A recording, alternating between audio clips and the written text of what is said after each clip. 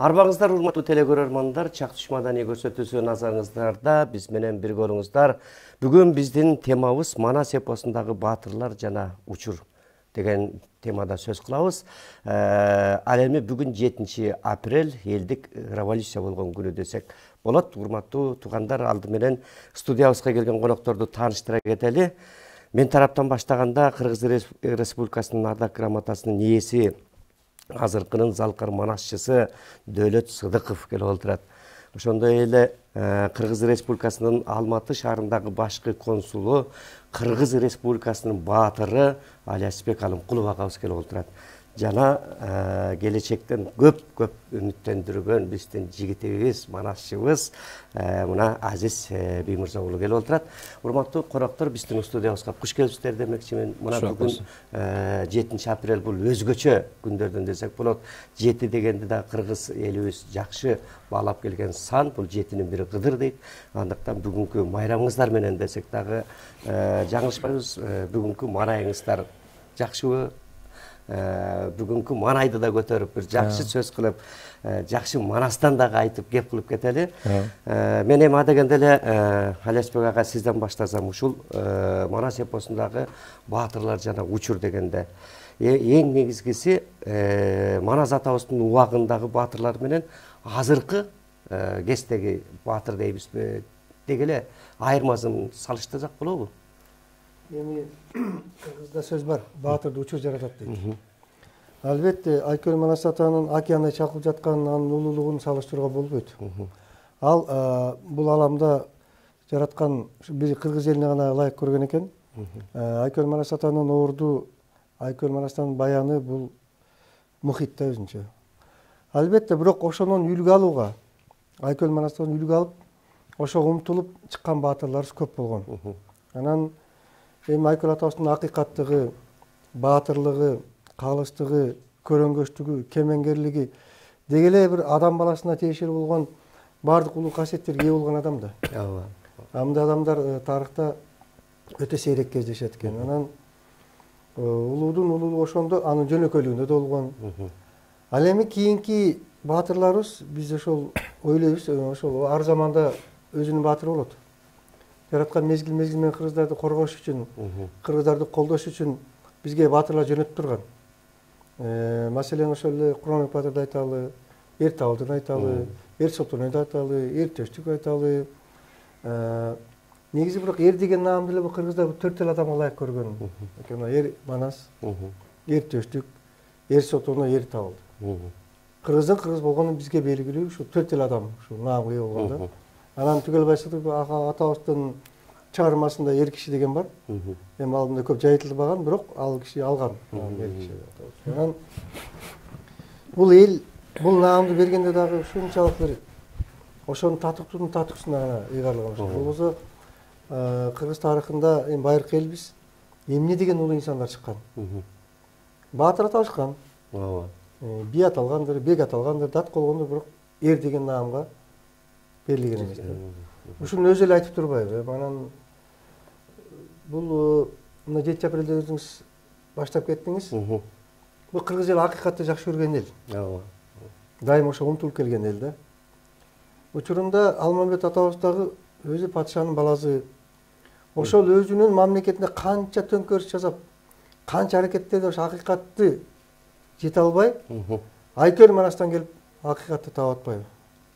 Айкөл Манас атабыздын акыйкатчылыгын, калыстыгына таң берип атпайбы? Хандын баласы отуруп, ханга келип кызмат кылып калбады. Бул тарыхый окуя. Мынакей ушул жерин ушу өңүттөн караганда 7 апрелде да ошол Айкөлдүн тукумдары кыргыз элибиз акыйкаттыкты талап кылып, акыйкатсыздыкка каршы кадам таштап атат да. Мына бул өзү да бир таң каласың, бирок тарыхый чындык. Чындыгында эле мына азыр Алмамбет баатыр жөнүндө айтып кетип атасыз. Ушул негизинен революционер болгон десек айтсак болобу? Эми мындай да, бул ким кандай айтпасын, бир сөз бар. Тарыхты кайра-кайра окуса болот дейт. Бирок тарыхты кайра-кайра өзгөртүп жаза албайсың. Бул кыргыз мамлекетинин эгемендик алган жаңы тарыхындагы орчундуу окуя болуп кала берет тарыхта. Албетте убактысы келет. Ар кандай көз караштар, ар кандай илимдер, ар кандай багыттагы чыгармалар жазылышы мүмкүн. Бизден кийинки муундар алай. Бирок бул жерде ошол зулум падышага, зулумкорлукка, акыйкатсыздыкка каршы чыккан элдин агымы, элдин тилеги, жакшыга умтулган элдин үмүтү. Бул тарыхый окуя. Албетте өтө кайгылуу. Канча деген мыкты эр азаматтардан айрылдык. Бирок бул ошо Аксы окуя сыяктуу эле, 24-мартта болуп өткөн окуя сыяктуу эле, кече 6-октябрь сыяктуу эле, бу дагы ошо Кыргызстандын жаңы тарыхында орчундуу өзгөрүү алып келген чоң окуя болуп кала берет. Жакшы, негизинен эми башка элге караганда өзүбүздө мактанып коюшубуз керек экен. Кыргыз элинин бул жүрөгү бир батырдык жүрөк. Ар бир кыргыз өзү батыр окшойт деп ойлойбуз. Себеби мына Улуу Ата мекендик согушта эле чолпонбой тилебер дейт не деген эми жалын от бүркүп атканга барып төшүн тозуп атат. Дүйшөнкул Шопоков деген не деген. Мына ошон үчүн Дөөлөт мырза негизинен кезинде дагы Саякбай атабыз ошол жакка барып Москванын алдында манас айтып элге дух берген дейт. Бул манасчынын ошол дух бергени өзгөчө болуш керек. Эми арабаңыздар кыдырда арган кыргыз журту саламдашпай кеп баштап атайт. Анан бул кыргыздын касиети, кыргыздын тарыхы, байыркылыгы, азыркылыгы, келечеги бул манаста болуп келген да. Кайсы убакта болбосун кыргыз баласы бир эле урандын астында бириккен. Ал жана уур болуп ар кайсы жерде жылкысын талашып, тигинисин талашып, мунусун талашып, бири-бири менен чабыша берген. Бирок манас деген уран менен сырттан душман келгенде же болбосо улуу биримдик же улуу жүрүшкө чыкканда ошо манас деген уран менен бириккен, өлгөн жаны тиригип келген Кыргызда. Кылымдардан кылымдарга жок болбой келатканыбыздын сыры дагы, сыйы дагы бизге жараткандын берген бир белеги десек болот. Бул манаска жакшысын да, жаманын да батырып, океандай кылып ашырып келген Кыргыз. Ушу манас менен. Биздин жок болбой келаткан тилибиз дагы, дилибиз дагы, сырыбыз да, касиетибиз да ошо манаста турат да. Анан сиз айтмакчы, кайсы мезгил болбосун ошол менен шерденип, манас бакырып, манас тавран чакырып, кимди болсо да качырып келген Кыргыз да. Ошол эле жоодо жүрөбү, жолдо жүрөбү, кайсы убакта болбосун. Анан 7 апрелде бул болгон окуя, биздин башыбыздан өткөн башка манасчылар калп айттырбайт, себеби ушундай бир эме болгон. Жана зулумдукка болгон күрөш деп атпайбызбы? 7 апрелде ошондо баары тең манас тавран чакырган. Биз манастын тукуму октон качпайбыз. Манастын тукуму качан өлүмдөн каччу эле деп. Жылаңач кол менен бул жанагы оозунан от бүркүп аткан автоматка, мылтыкка каршы чуркаган бул биздин бабаларыбыздын келаткан деми да. Ошолордун кыргызда айтат, арбактуу жигит экен, арбактуу киши экен дейт. Ошол ат арбагы колдоп, касиети аба көрүнгөнгө да көрүнүп, билингенге билинет да. Ошон үчүн кыргыздын илгерки Кытайдын макалдары бар. Кыргыздын айласы менен амалы, кыргыздын демөөрү менен шамалы дейт. Анан бул биз манасчылар ошо жерлерде эң негизгиси бул тарых музейде айтылган. 1 апрелге чейин 40 күн манас айтасыңар. Бул болгон окуя. Биринде токтойсуңар, бирок 7-синде революция болот деп. Анан манас айтылган. Манас айтпаса манастын күчү кетирбесе, бул бийликке башка эч кимдин алы да жетпейт, амалы да жетпейт, акылы да жетпейт деп. Ушундай болгон. Бул бардык манасчыларга айтылган. Ошондо манас айтылып, анан жанагы келгенде балдар ошол убакта айтып атпайбы? Менин көзүмө манас көрүндү, же болбосо менге ушундай болду, же үйүн угулду, мындай болду деп бардык эле. Ошол убакта эфирлерден баарыбыз билебиз. Баары тең момундай болуп бутум баспай туруп калсам, манас ата 40 чоросу менен түшүп келаттыр, анан ак үйдү айланып кайройду. Ошонун баары тең жөн эмес да. Бул кыргызга манас атабыз өзүнүн сактайм деген убадасы бар. Манас атабыз. Доору кыямат болгуча кыргызды мен сактайм деген. Бул кайсы убакта болбосун кыргыз кыйынчылык күн түшүп, жоголуп кетер мезгилде манас атабыз сактап, колдоп келаткан. Бул көп жерде айтпай жүрдүм эле. Муну деле ушунча жыл айтпай жүрдүм эле, ушу азыр манасчыбыз жакшы кеп баштап калды. ооба ошол ооруканада жаткан көп балдардан сурадым. Силерде көрдүңөрбү? Биз аян көрдүк деди баары эле. Анан башында жанагы драма театрдан чыккан миңдеген күч органдары каптап келгенде чачылып кетпедикпи? Ошондо айла кетип калды да. Кандай кылып эле ошондо мындай бир ыза болуп кетип, айланып кетип мындай Ош базары жакта карасам, ошондо аян көрдүм. Эми кыргыз аян деп коет го.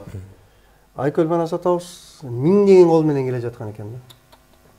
Ошо аянтты көздөйчү. Аянтка жакындап калганда камчысын таштады. Ошо камчысынын изи менен кеткен жол менен анан биз каптап кеттик. Ушундай бизге бир жол ачып кеткендей белги. Бу да көрүнгөн кишиге көрүнүп анан аян болду. Ошол аяндан кийин эле элдин духу көтөрүлүп, анан толкундай агылып каптап келе баштады да. Ошо бир башкача болгондо ал убакта чынында абам айткандайчы, чындап эле. Мисалы үчүн жана жардыргыч тиги жардырып атышат, анан түтүн каптап, ал какатып, чакатып. Ошол убакта жаанда жаап турбады. Себелепчи. Ал түтүндү чыгарбай басып турат. Бир мындай чындап эле Кудай арбак бир жол салып берген да. Чындап эле эме болгон. Бир башкача көрүнүштөр, кубулуштар болгон. Бул деген жанагы Манас атабызда айтылат да, көрүнгөндөн көрүнүп, көрүнбөсө тим эле көк түтүн болуп бөлүнүп деп атпайбы? Бир карасаң бир киши, бир карасаң миң киши деп. Жана ал эмес тиги орустар деле айтып атпайбы, Кутузовду. Өзү бою 1.60, 70ке жетпеген эле киши, соотун кийсең кичинекей эле кишиге батат, чоң кишиге батпайт деп. Бирок өзү келатканда жанагы миң кишидей болуп, толтура көрүнүп кеткен депчи. Ана Манас атабызда мындай касиеттүү сырлар көп айтылат да. Жана Манас атабызга Бак менен Кыдыр келип дарып жолугуп атканда, Бакай менен Манаска эле көрүндү дейт. Ошол жерде отурган 40 чөйрө көргөн жок дейт. Ошо Манас менен эле. Анан сиз айтмакчы жана ал көрүнгөн кишиге көрүнөт, билинген кишиге билинет да. Анан баягы кыргызда жакшы сөз бар. Сезбес ажал сезбейт, көрбөс төөнү көрбөйт дейт. Бирок жанагы ат арбагы сүрөп турганда, колдоп турганда да ал деген билип билбей эле ошол кетет элдин агыбачы. Ошондуктан баягы кайра тартып октон качпай түз качырганы башында жигиттер. Ошол мөндүрдөй жамгырдай мөндүрдөй ок жаап турганына карабастан 8 саатта 20 жолу чабуу жасалган экен. Эми бул жана Түгөлбай атабыздын көк асабасында бар го. Ошол жанагы толкундай каптап кайра. Бул эми ошол биринчи чабуул, биринчи агым.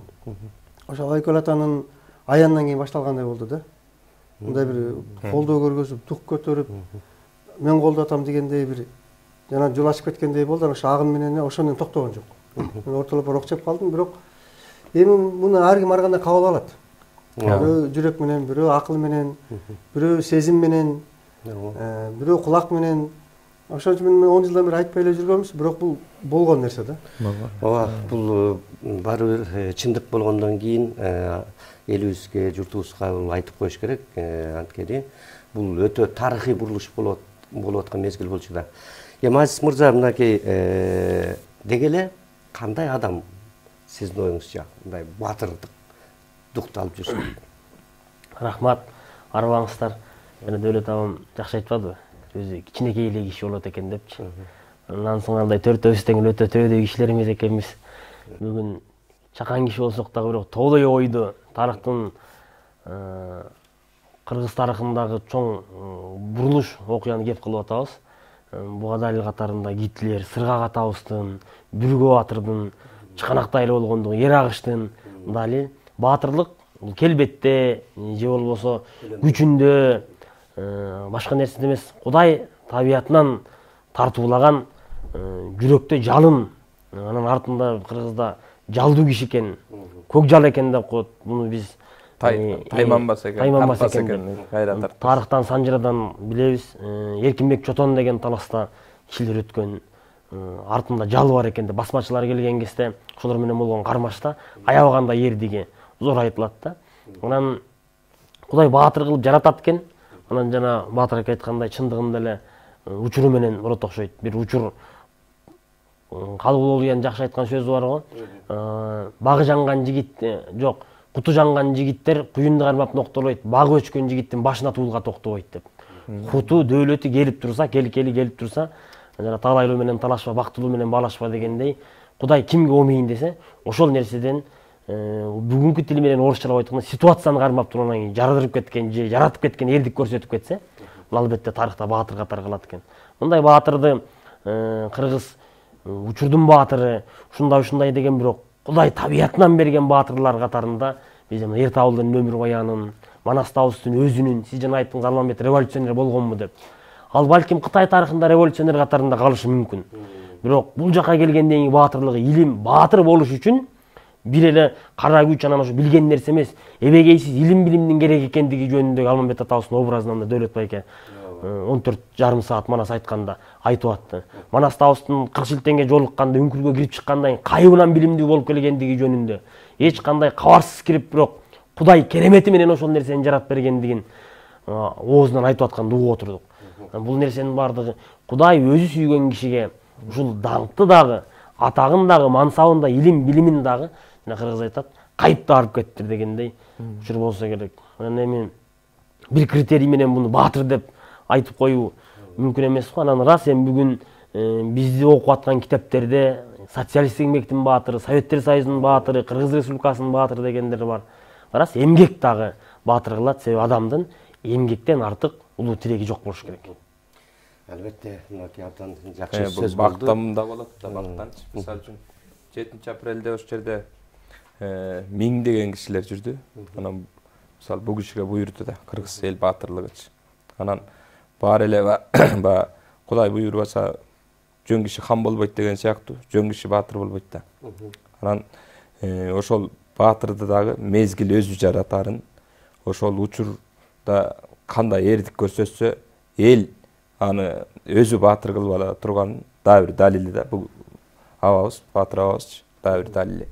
Анан кайсы убакта болбосун, жанагындай кээ бирөө ошол жүрөгүн тосуп берет экен, кээ бирөө ошол жанагы эмгеги менен баатыр болот экен. Мисалы Таштанбек Акматов деген атабыз жүрөт, эмгеги менен 3 жолку баатыр болгон киши да.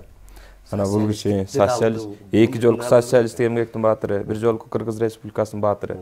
Бул баягы багына бүткөн киши экен. Жөн эмес да, бир Кудай сүйгөн кишилерге буйрат экен да. Болбосо баягы Элмирбек акын агабыздын айтканы бар эмеспи? Баарына эле наам берип атат, баарына эле эмгек сиңирген эл арстыкты берип атат. Сиз ушуга кандай карайсыз десе, жана тапчыркабай бакчыркайт дегендей эле да депчи. Буйруган киши алат да дегендей да. Бул да ошо буйруктан бир Кудай көзү түз кишиге буйрат болуш керектир. Анан эми баатырлыктын кереметин карасаңыз, сөзүңүздөр болуңузда Дөөлөт абай айтпадыбы? Сезбес ажалды сезбейт деп. Анан колго ийне кирсе, же бутунан жаракат болуп деле ошол окуяда 7 апрелде өмүрдөн өтүп кеткендер бар да.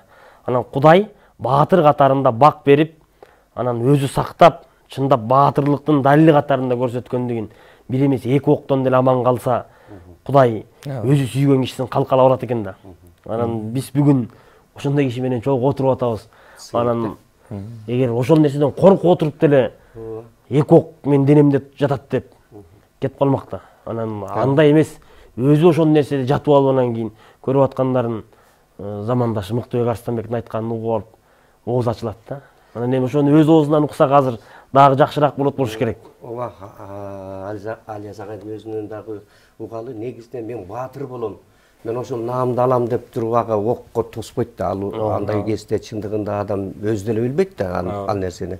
Ошол кандай бир адамдын жүрөгү ошо жалынып баруу үчүн ал тартынбай кирип аткан нерсе да. Алияз ага. Негизи мындай да, бул баатырлык Айлашбекке эмес. Бул ошол Аксы окуясына, бул ошол 24 мартка, бул ошол 7 апрелге берилген. Айлашбекте болгону жоопкерчилик гана. Ат деле 4 жаран жаңырат. Өмүр бою Кудай канча жаш берет мен билбейм, бирок калган жашоодо баатыр дайым үлгү болуш керек. Ошо жаңылбай үлгү болуп жашоо өтүш бул оор. Ошондуктан бүгүнкү күндө Айлашбекте бул жоопкерчилиги. Мындай жоопкерчиликти алып өтүш деле өмүр бою Корчой Акназаров аксакал мыкты киши эле. Кыргызстанда жападан жалгыз райкомдун арасынан баатыр алды.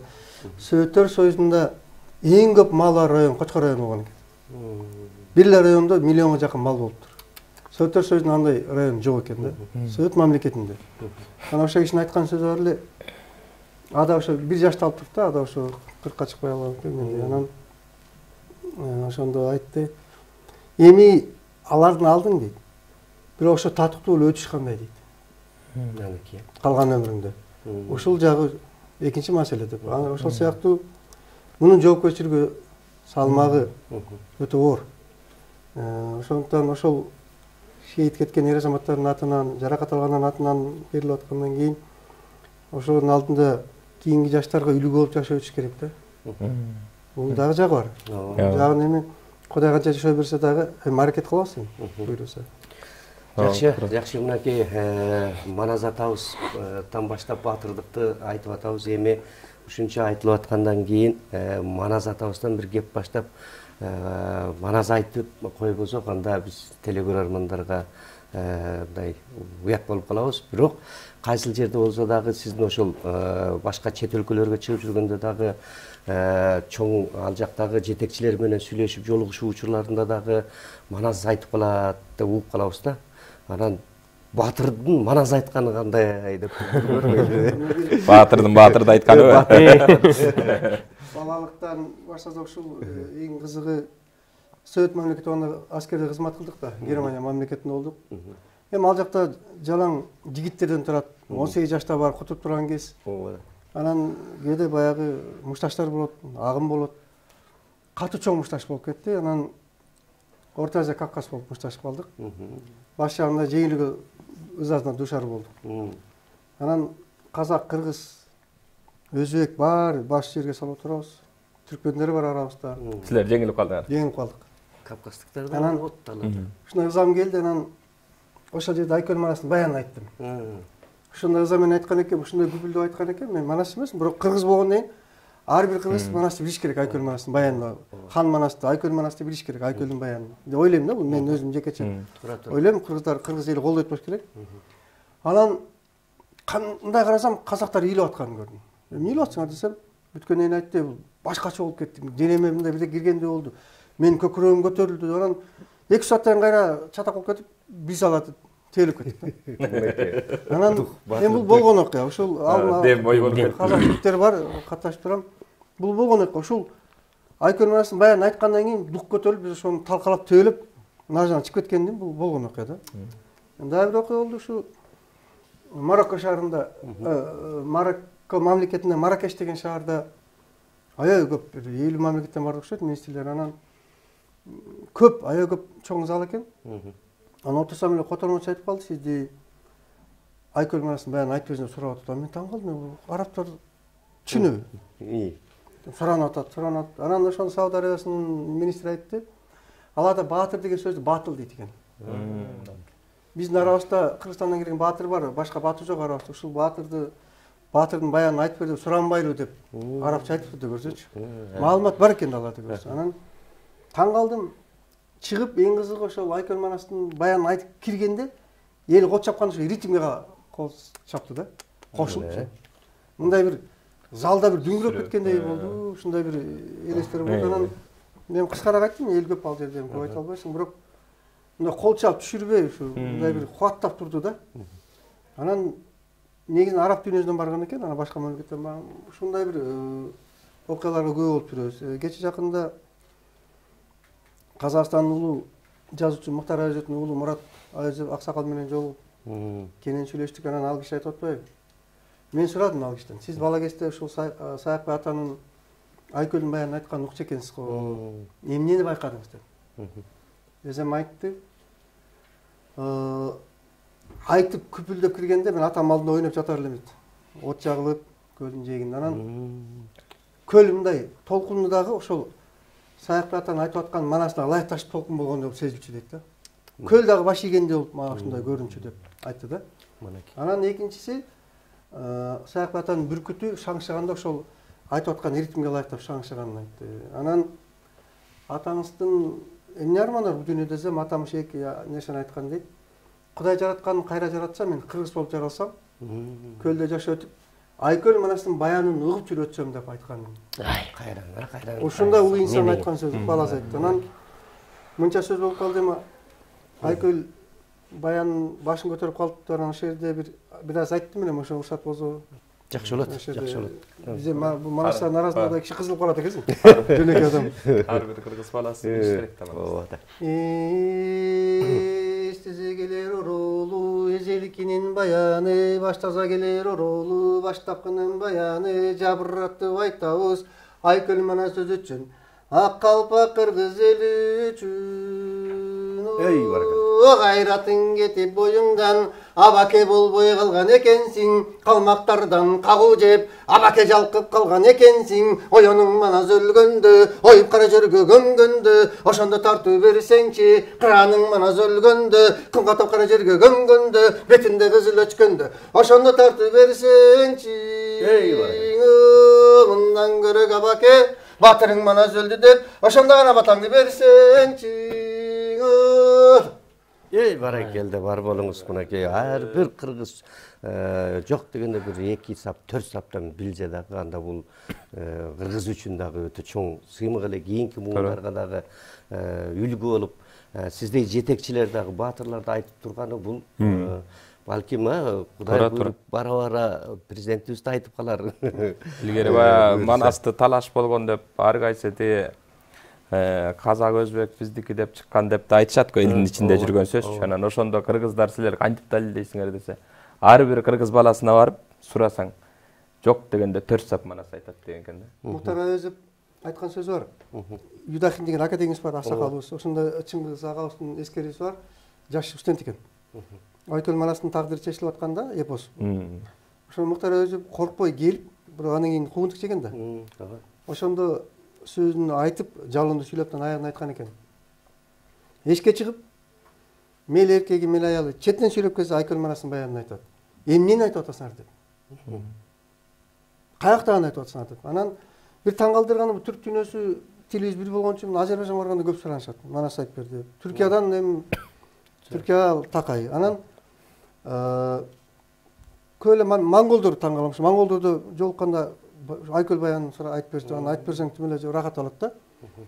Анан мейли буларга арабтар мен эң көп айттырган ушу Сауд Арабиясына барганда, Катар мамлекетине барганда, Эмиратка барганда ошол жакта эми ушу баатырдын баянын таштап койбойсузбу жок дегенде ушул мени таң калтырат да.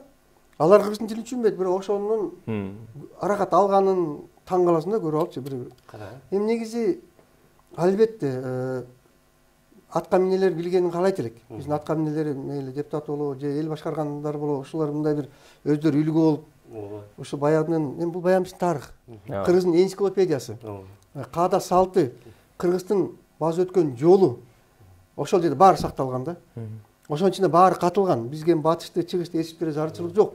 Анткени биздин өзүбүздүн тарыхыбыз бар. Өзүбүздүн маданиятыбыз бар. Каада салтыбыз бар. Бизге тиешелүү болгон салттуу баалуулуктар бар. Ошол эле жетиштүү. Ошондон ушул да бир үлгү болот беле деген ойда кээде.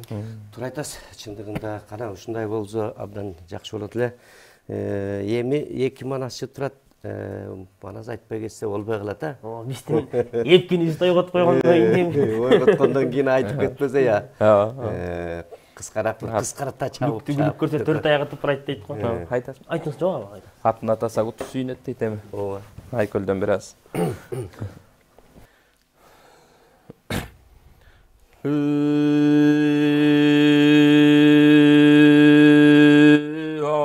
Акбалтайдын чубагы, аламды булган чумагы, экени таң кеби бар, эки бөлөк жери бар.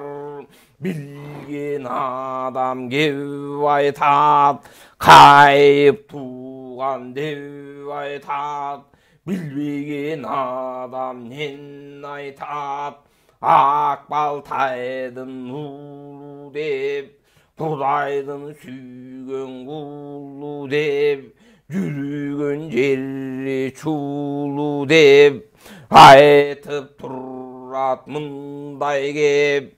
Кечең Акбалтайдын дөчүак, эмиң жайын мунун сурасаң, 12-ге келгенде Odun yıldız kozgoğun, o düynölük Manaska, altı jollu doz bolğun, oşo çuvak gök aşka, erendin jönü bir başka, aldındağı gök ala, oğlu yattan batalım, gen balvalım mazardan, gök ala tulpar atalım, elin çuvak erigip, vuruşarga jo tappay, vurunlarga to tappay, geçerimne kan tappay, allarına can tappay,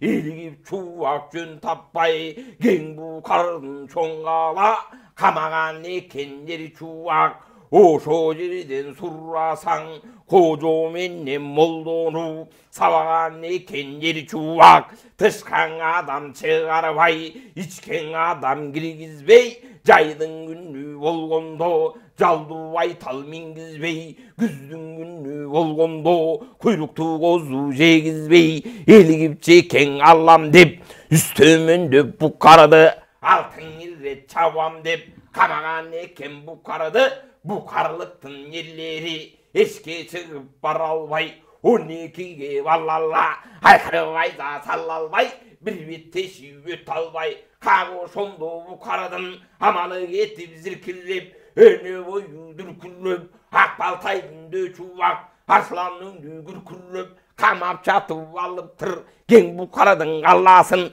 talap çatıp alıptır ayzaludan yeri dalıp eve geysin şeri dalıp tavu sondu cannağı betkeyilişte düğün alıp at götürgüz düğün alıp tışkan adam çıkarabay kamap durgan gezinde geçeğini surasan kayığından kavılgan ağın kendin yerinde çok yerinden tavılgan o sondu cannağı 12'nin gencesi temiri kandın yerkesi sanaravigan atı var bıyıl 12'de yaşı var hemi jayın surasan atan görü sani kız bargan eken atanga temiri kandın aldığında mınu sondu bügünlüp tazim kıldıp cügünlüp aylanayın atake gelgenlerden gevuktum görgünlerden gevuktum tavu sondu canağı buğuruttun elinden basıp çıktı devuktum muzdavandım belinden hasıp çıktı devuktum gezgelgenin talkallap kago sondu canağı atıp çıktı devuktum karacanın kalkallap gen bu karının galası kamalıp kaldı devuktum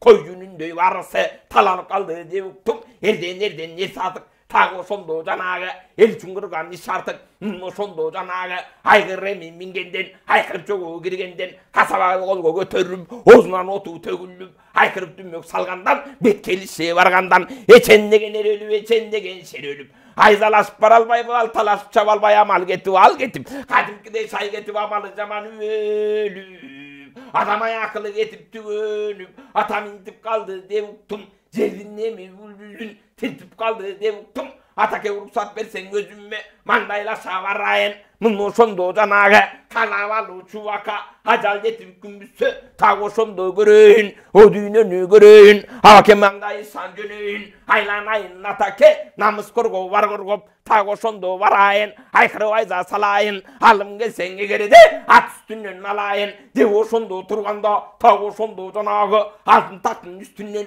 atakesi temiri kan çocuk gitti gördün mü haylanayın ay kızım tago sondu ne deysin baleketli bulgevin aygarangı tünüksun andan bölük yumuksun akbaltaydın çuvağı 12'den kuvağı hazır kısın karasa zorduğu tonun tenindey çoğu görün söyleyeceğindey kasaba kol götürgün ozundan otu tögülügün kıykırı vayza sunğanda 40.000 koldoy görüngün acıdar sürlüngün arslanday güylüngün tago sondu canağı güngürönüp güylönüp gülgönün sırın bilbegen güç artılgan düğünüdür oğun boğondoy nemeken balamgana altip da barasın balam mangdaylaşa barganda ata kendi mımınday çoğun tülşükö solosun bu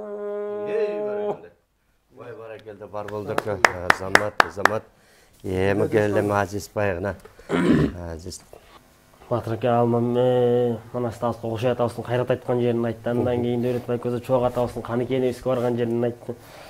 Батырлардың қатар-қатарын айтты. Алмамбет атабыздан ішін айтып берейін.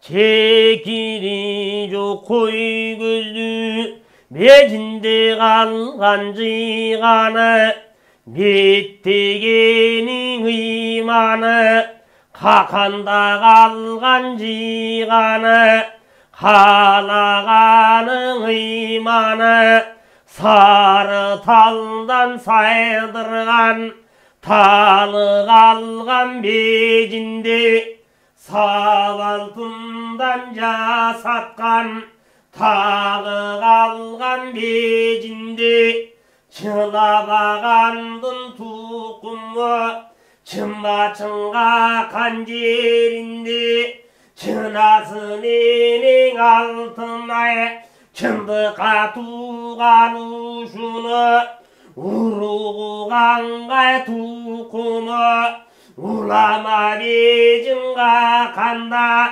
ulu benim altına, uruşqa tuğan uşunu, halağanı kalıstık, izdegenin hakikat, asılın alman göy kaşka, aybatı curuttan bir başka, sırttanın alman göy kaşka, süreli curuttan bir başka, bir çartılgan düğüneden birigi turgan alman bit, gülgündün sırrın bilmegin, karadan saŋalla kenge, karantün başka düşkünde, jarkıp koysun alaken takursundu kadaçı camı jurttun barına, imi жаңғана майрам kirgen deyu. Sırrım bilgen becindine, takursundu kadaçı, birgi turgan allaken, birinin manaz gök jaldı, tanıp gelgen emesti, kaysı birin aytalın gayranının altına geterinde gep aytıp, kabırlanmanaz gök jaldı, imi balam gana tapkın dep aytıp. Yey barakelde бар бол Aziz. Мынакей ушул нерседе кезинде Саякбай атабыз манас айтып атканы телефильм бар го, жамгыр жабаса дагы жаш балдардын коюнуна катып алып аксакалдар отурганы кандай бир ошондой дух менен айтылган манас элди ал убакта уккан элдин өзүнүн кандай бир керемет эл экенин биз ошол нерсеге кайрадан азыр Кудайга шүгүр кайрадан кайтып аткандай болуп атабыз да. Негизи ошол нерсеге буйруса келет окшойбуз дейм да. Мал жайып жүргөндө илгери аксакалдар ат менен жүрө берчү эле го. Автобуска түшсө эмес, айылдан айылга ат менен каттап. Анан бир булак чоң дарак болот эле, ошонун түбүндө түштөн калганда чуркап чыгып тарбия ошондойт, атын аласың, алар келип булактын жээгине отурат. Сүйлөшүп отурушат. Анан эз алып кетишет да. Ошол бир кызык окуя эсимде. Бир бараандуу, дөөлөттүү 4-5 аксакал келаткан экен ат менен. Анан чуркап атын алып, мен кой кайтарып жүрөт элем. Мал кайтарып жүргөм, мал түштө жумшап калды да. Анан ошол булактын боюнда бир жакшы сөз болду да. Илгери кыргыздарда дейт, ар кандай кырсык болгондо, жаман нерсе болгондо Айкөл манастын баянын айтып, эл аруланчы деди. Эл тазаланчы экен да. Анан андай карап көрсөңүз бир чындык бар деди. Мисалы үчүн орустардын коңгуроогун какканда мынча бир керстеп коет, ошолдо микробторду өлтүрүп коет экен. Азанын айтканда, азандагы ошол көп нерсени тазалап кетет экен да. Ошол сыяктуу эле кыргыздарда ошол Айкөл манастын баянын айтканда, ошол айылбы, же элби, же журтпу, же уруубу өзүн бир ал убакта улуу манасча билген да жолдосун. Ошо бир учурда айтылчу экен, ошондо көп нерсе токтоп калчу экен. Жамандык да токточу экен. Эл аруланып, тазаланып, башка бир жаңы нерселер мындай унутулуп пайда болчу экен да. Ушундай бир улуу касиет жөнүндө ушул аксакалдар өз ара сүйлөшүп атып, мен кичинекей баламын ушу булактын жээгинде. Ушуларды бир бала күндө угуп калганым бар да. Эми ал убакта аксакалдар таза эле. Мен азыркы аксакалдарга сөз тийгизгим келип аткан жерим жок. Эми алар согушту көргөн, согушкан, ачарчыкты көргөн, кыйынчылыкты көргөн, элдин ынтымагын, биримдигин. Илгери бала кезде бир айлды бир аксакал чечип койчу эле. Өзүңүз билсеңиз керек. Анан бул аксакалдардын өздөрүндө мындай жүрүм туруму да үлгүлүү болот эле да. Сүйлөгөн сөздү үлгүлүү болот эле, каада салты, алып жүрүшү дагы.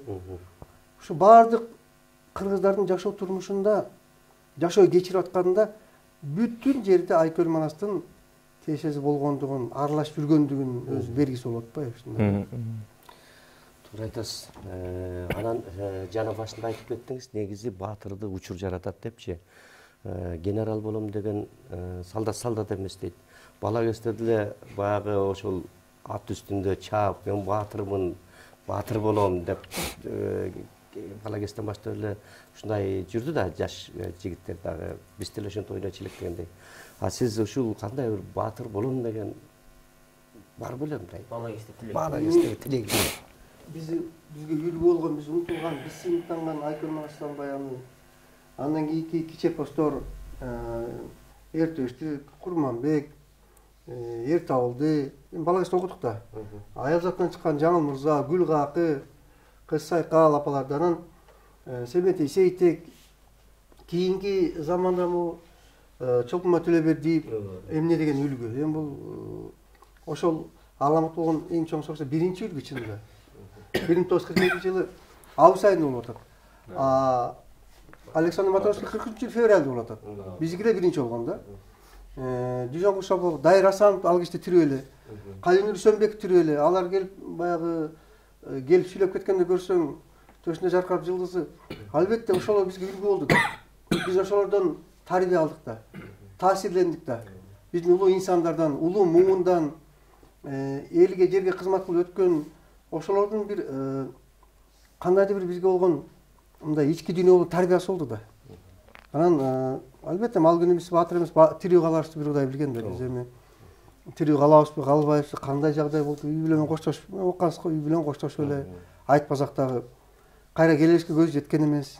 Бирок тобокелге барганбыз. Анткени учурунда ар адам тагдыры сыяктуу эле ар мамлекет тагдырында ар кандай акчылар болот экен, тайгак жолдору болот экен, баштан кечирген учуру болот экен.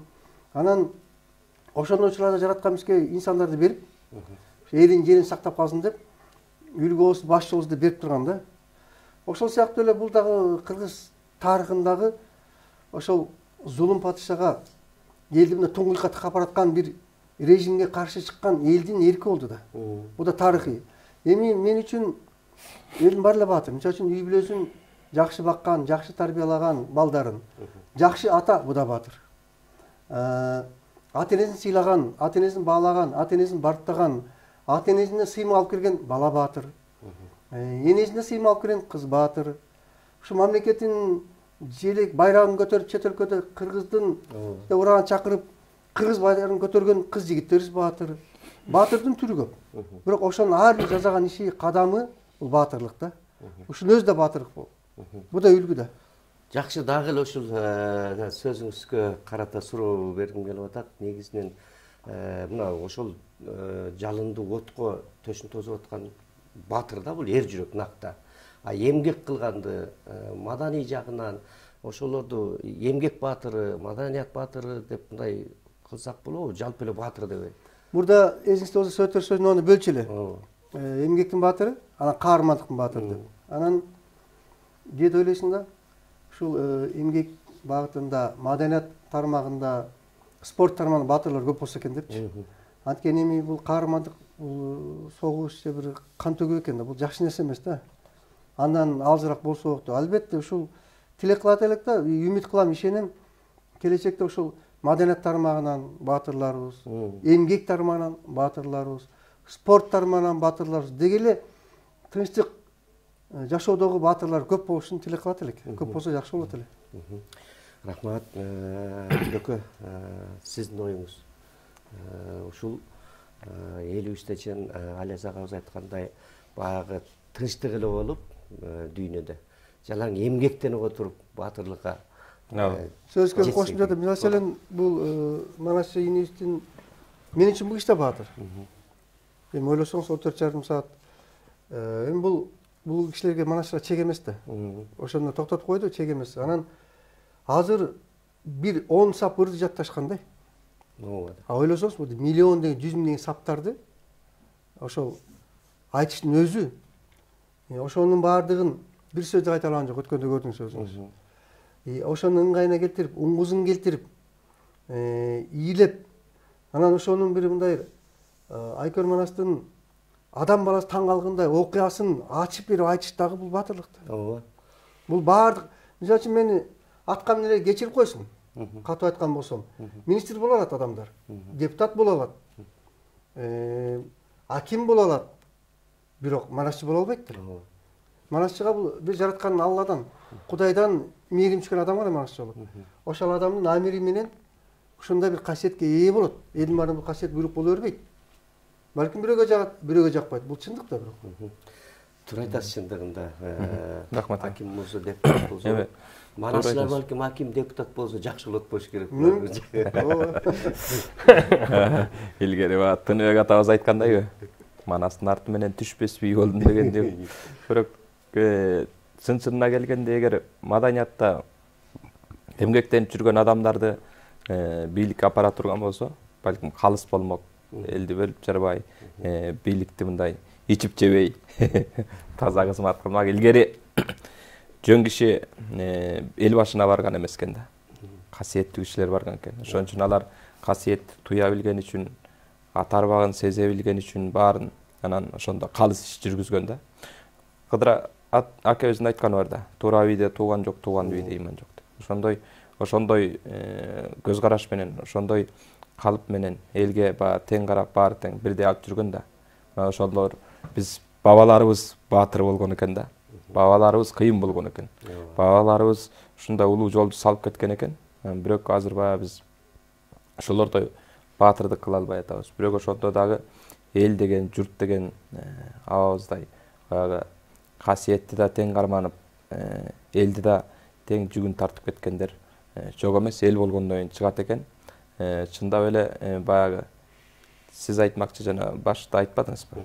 Эмгек менен, тынчтык менен ошондой баатырлар. Азыр чындап эле ошондой баатырлар керек бизгечи. Биздин маданиятыбыз деле кайсы тармагыбыз болбосун, жетим баладай болуп, жетим өз күндүгүн өзү кесет дегендей болуп келатат. Бирок жанагы илгери Кондучалова апабыздын айтканы бар эмеспи? Мен тиги Миңжилкиевди Миңжилкиев кылыш үчүн кандай гана жерге барбай, кандай гана көрбөй, ошону күнү түнү жүрүп көтөрүп чыктым депчи. Азыр чындап эле биздин баатырларды көтөрүп чыкса болот. Акындардан да баатыр чыгарса болот, манасчылардан да баатыр чыгарса болот, ырчылардан да баатыр чыгарса болот, ошол эле эмгекчилерден да баатыр чыгарса болот, баардык тармактан баатыр чыгарса болот. Бирок ошону бизде бир улуттук идеология жүрүп, ошону бетке кармап, жана Чыңгыз атабыздай кишини алып чыкса эмне болбойт. Чыңгыз атабыз чыккан көрөнгөлүү эл турат го дагы эле. Саякбай атабыз чыккан көрөнгөлүү эл турат го. Түгөлбай атабыз чыккан эл турат. Ошол абабыз айткандай жанагы Корчубек Акназаров өңдүү, Таштанбек Акматов өңдүү баатырлар чыккан элди дагы да болсо, таптап дагы да болсо алып чыкса болот да. Баатырларды алып чыкса болот. Кайра эмгектен ошо баатырлыкты жаратса болот. Бирок бизде идеология жок болуп атпайбы? Башы жок, бака көзү жок көгөндөй болуп кетип баратабыз. Биз жарды көздөй чаап баратабыз, жарда кулап кеткенден кийин биздин маданияттын өзөгүн кармагандар жок болсо, маданият жок болсо, мамлекет жок болот. Азырда да муну эки тизгинди бир жылбырды колго алып, аттын оозун шарт артка буруш керек да. Ошондо биз деген баягы тоону беттеп чабыш керек. Өр тарап чабыш керек да. Эмне бир кошумча айтайын дедим, бул баатырлар жөнүндө сөз болуп аткандан кийин мындай карасаңыз, тарыхка келип кылчайып карай турган болсок, ушул биз жашаган жерде канчадан улуу элдер жашап кеткен да. Бирок алар кумга сиңген суудай болуп тарыхта орду жоголуп билинбей кетти. Тигра Хавут деген эл жашаган, уйсундар жашаган, сактар жашаган, Найман, Кыпчак, Миркит, Айтор эмне деген элдер жашаган. Анан ошол биздин элде жараткан бизге баатырлардан бергендиги үчүн ошо баатырларыбыз элди эл кылып сактап калганына окшойт да. Ушул заманга алып келди. Мына тилибизди, Айкөл Манастын баянын, жашоо турмушубузду кыргыз эли кылып. Ошондуктан бул үлгү окшойт да. Баатырдын болгону керек. Манас сиңиз жакшы айтты, анткени элге, жаштарга дайыма үлгү керек да. Бирок үлгү татыктуу болуш керек да.